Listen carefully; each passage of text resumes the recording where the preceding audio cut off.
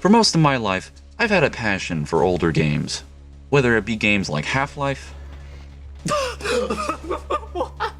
or Super Mario 64, or even Unreal, the predecessor to the popular Unreal Tournament franchise, which is the topic of this video.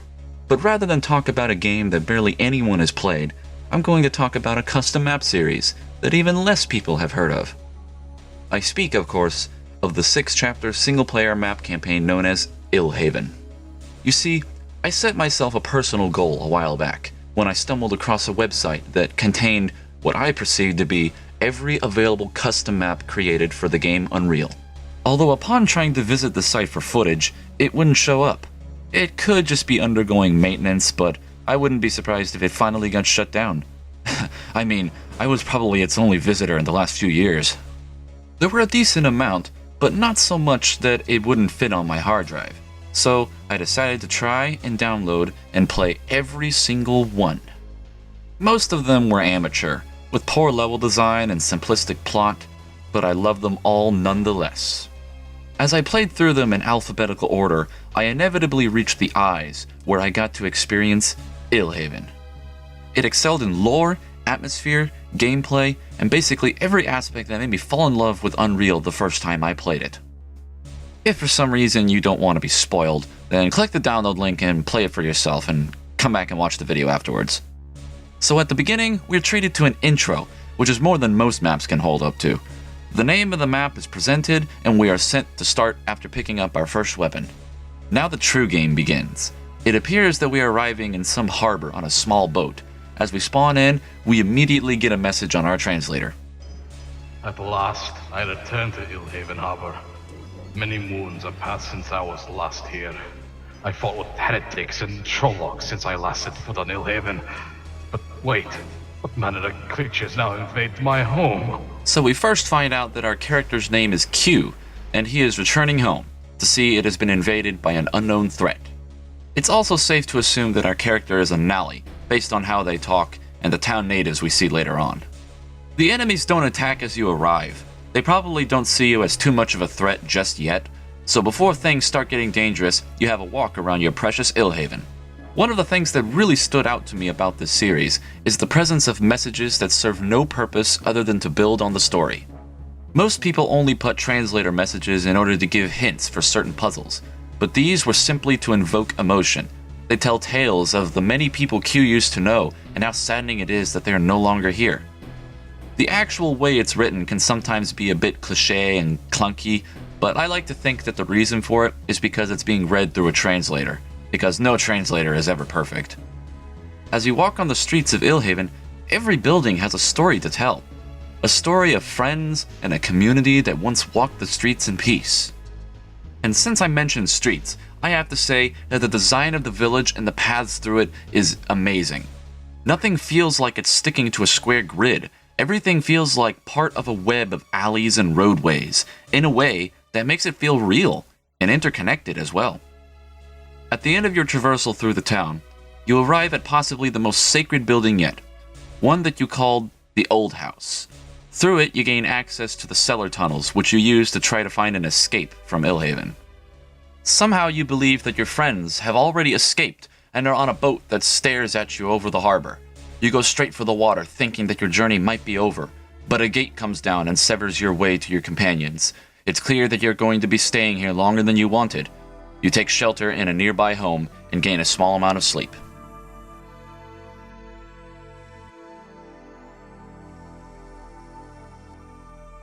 The next level starts as you wake up. There are crawls searching for you and don't even realize that they stand watch just outside your shelter. You found a death warrant being written for you on the table. It's at this point where Q has become a priority for the enemy. This is where Illhaven really starts to present its creativity. The main objective of this level is stealth, which is something that was never really augmented in the original Unreal. The author reduced the sight on the crawl and set them to patrol around the city, forcing you to tread carefully. I love this, because stealth was something I never expected to be in Unreal. It creates a feeling of suspense and fear as you navigate through the town's secret tunnels and passageways. And the best part is, you don't even need to do it that way. You can choose to run straight through the town's guns blazing and make it to the end, Or you can hide through the intricate tunnels as an alternate method. Everything connects and doesn't feel too linear in this level. In addition, going through the tunnels really makes you feel like this is your town, and you are fighting the invaders under their noses. While they wander aimlessly and blindly, you crawl through a maze that you can use against them.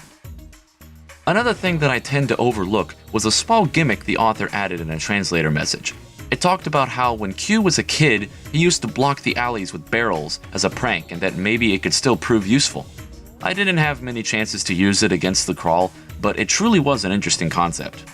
At the end of the labyrinth-like city, you find a small canal that you sail through. If you stray off the path, there's a secret area that gives you a reward in an unconventional method. Rather than just leaving a shield belt for seemingly no reason, the translator messages tell you that this is a holy book, and its wisdom put a spell of protection on you. When it comes to Unreal editing, this is thinking outside the box. At the end, we find out your objective now is to make it to the Black Raven Inn, where you assume you will find your friends. Together, you can fight off the crawl and save your town. Or so you think. This chapter is mostly pretty short, but has more lore in it than the others. As soon as you arrive, the Black Raven Inn is on your left. There you find a bunch of Nali frozen at the tables. Upon a bit of exploration throughout the area, you find 5 books that tell the story of this town's downfall. The legend of Illhaven states that back in happier times, there was a sorcerer that lived in the castle atop the town. One day, a beastly horde invaded, and the sorcerer wanted to help, but he couldn't. He swore an oath never to kill a living creature. As they swept through the town, he was forced to cast the spell of Living Doom, which froze them in time. It was a success, but there was an unintended side effect. It was cast on all living things in Illhaven. Saddened by his carelessness, he turned the spell on himself and left the responsibility to a future hero. He had hoped this hero would come to Illhaven and unfreeze the beasts, only to finish what the sorcerer never could have done himself. You also find out in order to aid the hero, he cast one last spell, a spell which blinded the crawl to the presence of any hero. Obviously this didn't work 100% as the crawl only have reduced sight, but at least the sorcerer tried, and it's the thought that counts. Or maybe it did work, we just aren't the hero.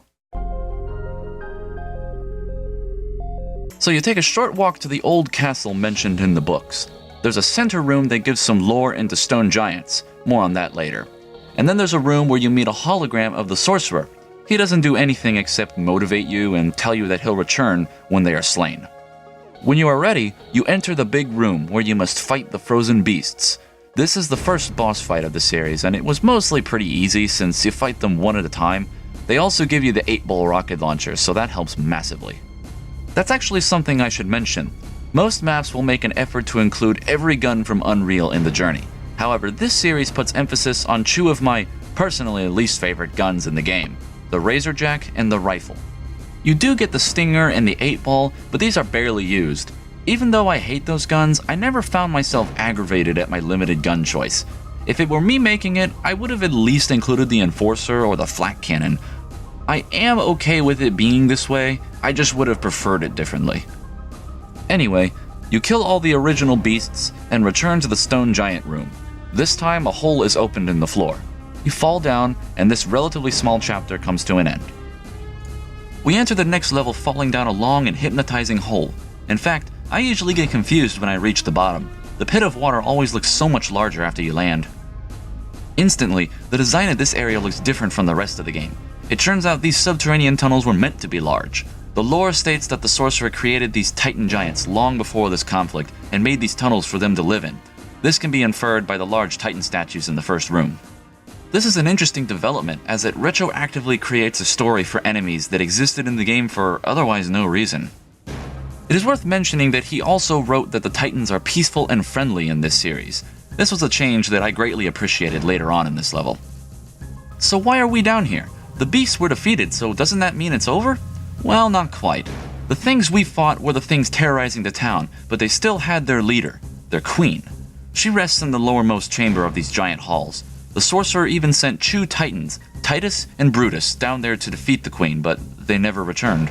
The last piece to ending the war was defeating the queen, and so you make your way downwards, reading holy books and baptizing yourself in pools of lava. You find two secret rooms containing missives by each of the Titans before they went to fight the Queen. They explain that they feel she will trap them there, and they will have to await the hero.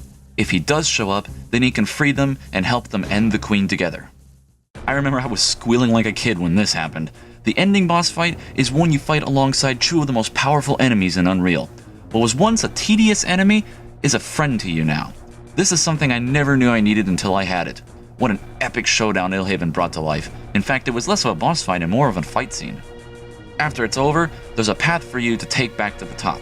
Through clever level design, it fits together perfectly. Back at the higher levels, there are more doors open than before, and there's lots of reading to be done. Even more information is revealed after these new rooms are opened. The sorcerer instructs us to leave Illhaven after we've cleansed it of the evil creatures. He randomly mentions he would want to bestow his magic power upon us, but he can't. He says, "I am bound by the oath of mages to secrecy. The power of good is but a blink of an eye from evil, as you've seen. It must be guarded for all time." More and more, it starts to seem like the whole thing was his doing. And not just the freezing of the creatures, but the creation of them as well. This is later hinted at by another room we enter, containing 4 red books and a Titan. These books appear to be written by someone else other than the sorcerer himself, so the truth can't be hidden by ego. They reveal that upon the destruction of the beasts, these 4 tomes are to be sealed forever, for within these tomes lies the very secret by which these evil beings were made. So basically, as I interpret it, this sorcerer has made a lot of clumsy mistakes with his magic. Each time he tried to do something, he just ended up messing it up. So he froze himself and let someone else take up the duty, and maybe after the hero cleaned his slate, he will return and begin anew. But before he can do that, you first need to take the elevator up and leave Illhaven.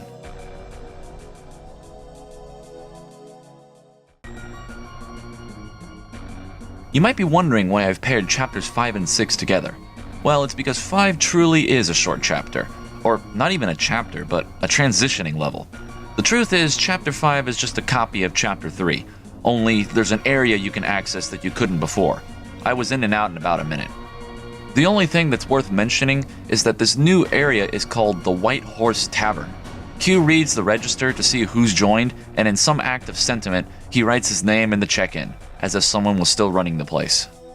One thing that kinda bugs me is the Black Raven Inn was more of a tavern, and the White Horse Tavern was more of an inn. I'm not sure if that was a convenient mistake or an actual misunderstanding of the words. Q gets some sleep in one of the rooms, and chapter 6 begins when you wake up. Upon my first playthrough, this was my favorite chapter. I misunderstood the story originally and thought that Q had been taking shelter in this tavern for months until winter storms started rolling in. It turns out it was just a fluke storm that happened while he was sleeping, but I love the atmosphere it brings. An unnecessary but pleasing amount of detail was put into this tavern. There's 2 floors, an attic, and so many rooms all throughout the building. It gives me the same feeling I had from chapter 2, except this time we're bunkering down and the crawl are left in the cold. I've always loved the feeling of safety and being inside a cozy, warm shelter. Being in this place makes me feel like I'm wrapped in a cocoon of blankets while the temperatures are sub-freezing outside. Unfortunately, this isn't how it actually is. The reality is Q is so cold he was freezing to death in his sleep. And the inn isn't safe either. As you explore, you find that the snow has bursted in a few doors, letting in some crawl. Despite this breach of security, there is very little fighting at the beginning. Most of the time is devoted to looking around and reading logs dotted about. Q's journals mostly talk about how this storm is coming from the west, and so he must head to the East Harbor through the Priory. The logs from other people say they headed to the East Harbor to escape the crawl. There's a date on those books, but we don't know the current date in this game. For all we know, this could have been written only hours ago. There could be some natives still left alive and heading to the boats. It's doubtful, but we can never truly know for sure. The perfect addition to all of this was the song choice for the level. This peaceful reading and exploration is accompanied by one of my favorite songs in Unreal, Hub 3, also known as Spire.